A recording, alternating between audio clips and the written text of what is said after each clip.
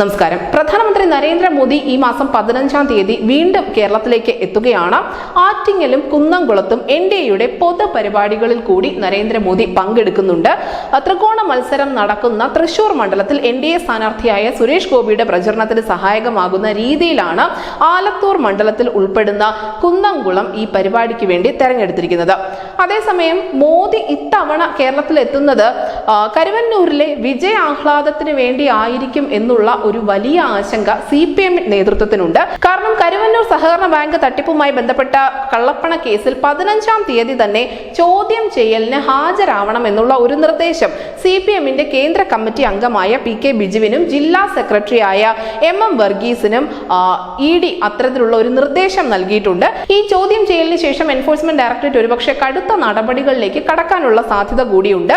വർഗീസിനെയോ PK ബിജുവിനെയോ arrest ചെയ്യാനുള്ള സാധ്യത അന്നേ ദിവസം ഉണ്ട് എന്നുകൂടി രാഷ്ട്രീയ നിരീക്ഷകർ ഉൾപ്പെടെ കരുതുന്നുണ്ട്. അതായത് ഈ 15-ാം തീയതി തന്നെയാണ് പ്രധാനമന്ത്രി നരേന്ദ്രമോദി കേരളത്തിൽ എത്തുന്നത്.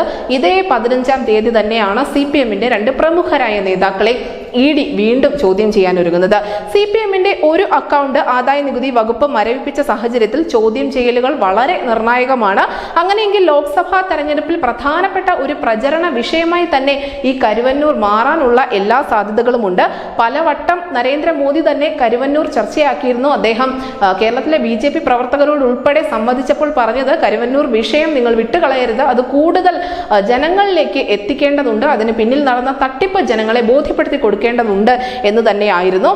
അതുകൊണ്ട് തന്നെ മോദിയുടെ ഇത്തവണത്തെ സന്ദർശനത്തിന് കരുവന്നൂരുമായി ഒരു ബന്ധമുണ്ട് എന്ന് തന്നെയാണ് വിലയിരുത്തപ്പെടുന്നത്. എന്തായാലും 15-ാം തീയതി തന്നെ ഹാജരാവാൻ എൻഫോഴ്സ്മെന്റ് ഡയറക്ടറേറ്റ് ഈ നേതാക്കൾക്ക് നോട്ടീസ് നൽകിയതിന് പിന്നിൽ ദുരൂഹതയുണ്ട് എന്ന ആരോപണമാണ് CPM മുന്നോട്ട് വയ്ക്കുന്നത്.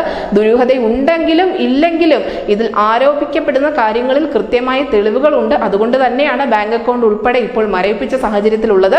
എന്തായാലും 15-ാം തീയതി രണ്ട് പ്രധാനപ്പെട്ട കാര്യങ്ങൾക്കായിരിക്കും കേരളം സാക്ഷ്യം വഹിക്കാൻ പോകുന്നത്. ഒന്ന്, പ്രധാനമന്ത്രി നരേന്ദ്രമോദിയുടെ വരവ്. രണ്ട്, CPM നേതാക്കൾ എൻഫോഴ്സ്മെന്റ് ഡയറക്ടറേറ്റിന് മുന്നിൽ പറയുന്ന കാര്യങ്ങൾ. അതിനുശേഷം എൻഫോഴ്സ്മെന്റ് ഡയറക്ടറേറ്റ് സ്വീകരിക്കുന്ന നടപടികൾ. News desk Malayalam.